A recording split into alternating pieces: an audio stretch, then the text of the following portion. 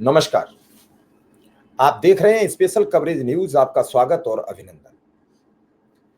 बिहार में धमा चौकड़ी कम होने का नाम नहीं ले रही है। एनडीए और इंडिया गठबंधन में लगातार घमासान जारी है, जब इंडिया गठबंधन फूंक फूंक कर पांव रख रहा है। वो चाह रहा है कि जब हम उम्मीदवार घोषित करें तो ऐसा ना हो उनके जांचें शुरू हो जाएं, कोई ईडी सीबीआई के उसमें न फंसे। इसलिए वो थोड़ी सी अपनी उम्मीदवारों की सूची रोक के चल रहे हैं। हालांकि लगभग फाइनल स्टेज है। 130 के समथम लगभग 130 के आसपास आरजेडी लड़ेगी, 60 के आसपास कांग्रेस लड़ेगी, 18 से 20 सीटों के बीच वीआईपी रहेगी, 20 से 22 सीटों के बीच सीपीआईएम रहेगी माले। तो लगभग सबकी सीटें तय हो चुकी हैं। और इस दौरान बिहार में बड़ी ब्रेकिंग खबर एक और सामने आ रही है, जहां भारतीय जनता पार्टी के बड़े चेहरा, चर्चित चेहरा रहने वाले राम कृपाल यादव के खिलाफ दानापुर में बगावत हो गई है। जी हां, बगावत हो गई है। और इस बगावत की खबरें बड़ी तेजी से सामने आ रही हैं। अब ये बगावत कैसे हुई है कि 2015 से 20 दानापुर से बीजेपी की विधायक थी आशा सिन्हा, 2020 में चुनाव हार गई थी। तो आशा सिन्हा ने राम कृपाल यादव के खिलाफ बगावत का बिगुल फूंक दिया है। आशा सिन्हा ने कहा है कि राम कृपाल यादव दानापुर को कतई मंजूर नहीं होंगे। वह कह रही हैं कि दानापुर को पटना ग्रामीण के इलाके से यादव ने ही अलग कर नाश किया है। वह यह भी कह रही हैं कि ऐसा ही नहीं चलेगा, एक व्यक्ति ही लड़ेगा और विधायक का चुनाव भी वही व्यक्ति, लोकसभा का भी वही व्यक्ति, प्रधानी का भी वही व्यक्ति, जिला पंचायत का भी वही व्यक्ति। मैं इससे कतई स्वीकार नहीं करूंगी। अब देखिए, चुपके चुपके तेजस्वी यादव के आवास पर सुदर्शन कुमार पहुंचे हैं, जो बरबीघा के विधायक हैं बीजेपी से जेडीयू के, लेकिन उनका टिकट काट दिया गया है। पुष्पंजय कुमार को जेडीयू टिकट दे रही है बरबीघा में। तो अब परेशान अवस्था में देखिए, अभी आरजेडी ने कोई कमिटमेंट नहीं किया है, क्योंकि वो बरबीघा की सीट है, वह कांग्रेस के खाते की सीट है। वहां मुन्ना शाही को उम्मीदवार बताया जा रहा है कांग्रेस की ओर से, जो 2020 में मामूली मतों के अंतर से चुनाव हार गए थे। तो यह आरजेडी के भीतर की गोपनीय खबर है। दूसरी और भी खबरें, आरजेडी के एक विधायक हैं, वो जेडीयू में मिले थे, उनके बारे में भी खबर है कि जेडीयू में मिलने के 12 घंटे के भीतर वह फिर से जाकर लालू यादव से मिले अपनी टिकट बचाने को लेकर, लेकिन मुलाकात की है। अब इन मुलाकातों का सिलसिला कहां तक पहुंच रहा है, कैसे पहुंच रहा है, ये बड़े सवाल है। लेकिन प्रधानमंत्री नरेंद्र मोदी के फोन आने के बाद भी नीतीश कुमार लगातार चिराग पासवान की सीटों पर उम्मीदवार घोषित करते चले जा रहे हैं। यह बड़ी खबर है। इस खबर से कैसे बीजेपी पार पाएगी? क्या चुनाव के दौरान ही बिहार में सत्ता परिवर्तन का खेल होगा, चुनाव के बाद परिवर्तन का खेल होगा? सुनने में आ रहा है कि राहुल गांधी से भी नीतीश कुमार की बातचीत हो रही है। इधर शाह का फोन किसी भी कीमत पर नीतीश नहीं बात कर रहे हैं। अगर शाह से बात हो रही होती तो चिराग पासवान की 6 से 7 सीटों पर जदयू उम्मीदवार घोषित नहीं करता। अब जो चिराग पासवान की नाक बनी हुई सीटें थी, वो सारी सीटों पर जदयू ने अपने उम्मीदवार घोषित कर दिए हैं। उधर उपेंद्र कुशवाहा भी पूरी तरीके से नाराज नजर आ रहे हैं। वो दिल्ली गए, अमित शाह से मिले, मिलने के बाद क्या बातचीत हुई, अब तक उसका कोई लब्बो लुआब सामने नहीं आया, ना उसकी सच्चाई सामने आई, ना अब तक ये कहा कि निराकरण क्या हुआ। नाराज कुशवाहा ने बयान दिया मुलाकात के बाद और कहा कि उम्मीद करते हैं कि अब आगे कोई कठिनाई नहीं होगी। तो इसका मतलब सब कुछ ठीक नहीं चल रहा है। अगर सब कुछ ठीक चल रहा होता तो ये सब नौबतें नहीं आती। कठिनाई कब तक चलेगी? अब दूसरे चरण का नॉमिनेशन शुरू हो चुका है। पहले चरण का 17 तारीख को खत्म होगा। इंडिया गठबंधन के भी उम्मीदवार बी फार्म लेकर अपनी तैयारी में जुट गए हैं। जिस जिसको चुनाव लड़ना है उसे बता दिया गया है। आरजेडी और कांग्रेस यहाँ एक आपसी गुप्त समझौता के तहत सीटों पर उम्मीदवार अपने घोषित करते चली जा रही है। कभी कभी ये लगता है क्या नीतीश कुमार से भी गुप्त समझौता हो रहा है। जो नीतीश कुमार जिस हिसाब से तेजस्वी और राहुल गांधी से बात होने की चर्चा है, उसका लब्बो लुआब क्या है, क्यों बात कर रहे हैं। हालांकि नीतीश कुमार के बारे में कुछ भी कह देना जल्दबाजी होता है।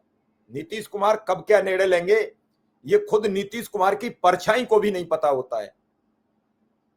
फिलहाल उनकी नाराजगी संजय झा से है, उनकी नाराजगी लल्लन सिंह से है, उनकी नाराजगी अशोक चौधरी से है, और ये सब नेता कह रहे हैं कि नीतीश कुमार की बिना सहमति के हम कोई भी काम नहीं करते हैं। आखिर इन्हें कहने की आवश्यकता क्यों पड़ रही है। वो कह रहे हैं नीतीश कुमार पूरी तरीके से खुश हैं, तो इन्हें ये कहने की जरूरत क्यों पड़ रही है। ये सब बातें बड़ी धीरे धीरे सामने आ रही हैं। बिहार का चुनाव उस रायते की तरह हो गया है जिसमें मट्ठा, पानी, जलजीरा, चूरन, चटनी, धनिया, बूंदी सब कुछ मिला हुआ है। अब किधर अच्छा है टेस्ट ये अभी तय नहीं हो पा रहा है। चुनावी प्रक्रिया में रह रहकर अलग अलग तरीके की बातें आ रही हैं। कोई कुछ कह रहा है, कोई कुछ कह रहा है। अब उठापटक टिकटों को लेकर चल रही है। देखने की बात यह होगी कि हमने कहा है कि 130 उम्मीदवारों की सूची तैयार है, सिंबल बांटे जा रहे हैं। तो जिन्हें अब तक सिंबल दे दिया गया है उन्हें आधिकारिक घोषणा के बाद उन्हें अपना नामांकन भरे जाने का दिन दिया जाएगा। जो अब बचा नहीं है, मैरोरा में जितेंद्र कुमार राय चुनाव लड़ेंगे, उन्हें सिंबल दे दिया गया है। सारण लोकसभा क्षेत्र का हिस्सा है और उसका पता जितेंद्र कुमार राय के नाम पर कुछ आपत्ति रोड़ी आचारी की थी, लेकिन टिकट मिला है। तेज प्रताप की सीट पर भी टिकट दे दिया गया। बोछा में अमर पासवान मुसाफिर पासवान के बेटे उपचुनाव में जीते और आपको पता है कि परसों रात उन्हें सिंबल दिया गया था, फिर उनसे वापस ले लिया गया। अब उन्हें फिर से सिंबल मिल गया है। मीनापुर में मुन्ना यादव देखिए जीते हुए विधायक झाजी से टिकट। वर्मा जी शर्मा जी के बारे में क्या कहें, मुन्ना यादव भी तेजस्वी के पहलवान हैं। अब सबकी अपनी अपनी पृष्ठभूमि है, अपनी अपनी जुगाड़ में सब लगे हैं किसे टिकट मिलेगा। महसी सहरसा में है गौतम कृष्णा उर्फ वीडियो साहब को टिकट दिए जाने की चर्चा है, सिंबल दिए जाने की जानकारी आ रही है। अलौली में रामवृक्ष सदा को सिंबल दे दिया गया है। अब अलौली विधानसभा क्षेत्र रामविलास पासवान, चिराग पासवान, पशुपति कुमार पारस का पारंपरिक क्षेत्र पुश्तैनी विधानसभा है। इस विधानसभा का क्या होगा। पारू में शंकर यादव को टिकट दिए जाने की चर्चा है, तो उजियारपुर में आलोक मेहता को सिंबल मिल गया है। अब आलोक मेहता उजियारपुर से चुनाव लड़ेंगे। आरएलएम के प्रशांत कुमार पंकज लड़ाई कितनी बड़ी होगी यह देखने की बात होगी, क्योंकि आलोक मेहता बड़े नाम है, बड़े विधानसभा का चुनाव तो उनके लिए छोटी चीज है, जीतते रहे हैं। प्रशांत कुमार पंकज कितना मजबूत होंगे यह अभी क्या कहा जा सकता है। बैकुंठपुर में प्रेम शंकर यादव, गोपालगंज में देखिए नीतीश कुमार ने बैकुंठपुर का झगड़ा निपटा दिया है। बीजेपी ने मिथिलेश तिवारी को उम्मीदवार बनाया और कहा जा रहा है कि मिथिलेश तिवारी के खिलाफ वहां नीतीश का झंडा थामकर निर्दलीय मंजीत सिंह चुनाव लड़ेंगे, लेकिन बरौली से जेडीयू ने मंजीत सिंह को उम्मीदवार बना दिया तो झगड़ा खत्म हो गया। अब एक विधानसभा का झगड़ा निपटाने के लिए दूसरी विधानसभा की समस्याएं खत्म होती चली जा रही हैं। अब राष्ट्रीय जनता दल के नेता और बिहार विधानसभा में विपक्ष के नेता तेजस्वी यादव ने बुधवार को राघोपुर विधानसभा क्षेत्र से भारी भीड़ के साथ अपना नामांकन दाखिल कर दिया है। आरजेडी नेता के माता पिता बिहार के पूर्व मुख्यमंत्री लालू प्रसाद यादव और राबड़ी देवी भी मौजूद रहे।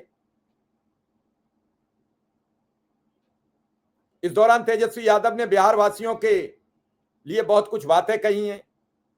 आज राघोपुर विधानसभा क्षेत्र से नामांकन किया रास्ते भर, और नामांकन के दौरान उन्हें बड़ा जनता ने प्यार, दुलार और सम्मान दिया है। उससे वो अभिभूत हैं। यह नामांकन ऐतिहासिक है। राघोपुर और बिहार इस नामांकन के साथ विकास का एक नया अध्याय लिख चुका है। ये नामांकन खाली तेजस्वी का नहीं, पूरे बिहार में बदलाव का है। राघोपुर से प्रशांत कुमार ताल ठोंकते नजर आ रहे थे, वो टाल उन्होंने अपनी वापस ले लिया। अब वो कहीं चुनाव नहीं लड़ेंगे। अब तेजस्वी आराम से चुनाव लड़ेंगे। तेजस्वी के खिलाफ प्रशांत कुमार चुनाव लड़ना था तो तेजस्वी 2 जगह से चुनाव लड़ने की तैयारी में थे। अब देखना यह होगा कि वो 2 जगह से लड़ेंगे कि नहीं लड़ेंगे। भागलपुर विधानसभा सीट पर भाजपा उम्मीदवार की घोषणा होते ही फिर से भूचाल आ गया है। अब ये भूचाल और ये सिस्टम ये सब चलेंगे। रोहित पांडे की पार्टी ने दोबारा उम्मीदवार बनाया तो 2015 में उम्मीदवारी कर चुके पूर्व मंत्री अश्विनी चौबे के पुत्र अर्जित शाश्वत चौबे ने निर्दलीय चुनाव लड़ने का ऐलान कर दिया है।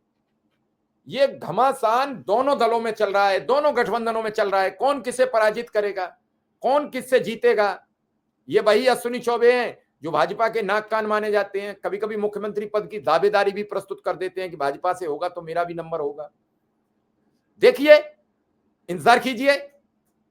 और जो मैंने आंकड़े बताए उन आंकड़ों पर आप फोकस कीजिए कि 130 के आसपास आरजेडी, 60 के आसपास कांग्रेस, 18 से 20 पर मुकेश साहनी और 20 से 22 सीपीएम वाले।